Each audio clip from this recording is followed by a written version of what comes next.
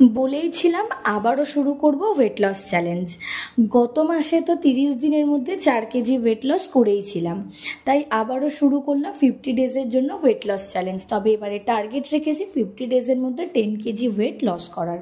তো সেইভাবেই সকাল থেকে লেগে পড়লাম। ঘুম থেকে উঠে ফ্রেশ হয়ে আগেই ওয়েট আপডেট করিলাম, দিয়ে মর্নিং ড্রিঙ্ক দিয়ে দিনটা শুরু করে অফিসের জন্য লাঞ্চ প্যাক করে নিলাম।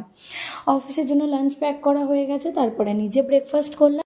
A cup of a black coffee without sugar আর তার সাথে whole wheat bread with some butter. তারপরে বেরিয়ে পড়লাম কিছুটা জ্যাম ঠেলে, জল পেরিয়ে অফিসের লাঞ্চে তো দেখে নিয়েছি কী কী বানিয়ে নিয়ে গেছিলাম, সেটাই লাঞ্চ করে নিলাম। সন্ধ্যেবেলা ফিরে এসে সবার প্রথম কাজ স্নান সারা। তারপর এদেরকে দেখতে দেখতে কিছুটা সময় কাটালাম, তারপরে বসে পড়লাম ডিনারে। নিরামিষ ডিনার বানিয়েছিলাম, একটু খিচুড়ি আর আলু ভাজা। তারপরে স্কিন কেয়ার কমপ্লিট করে এবার আমি দিনটাকে শেষ করলাম। তোমরা জানাও ভিডিওটা কেমন লাগলো। আমি ঘুমোতে যাই।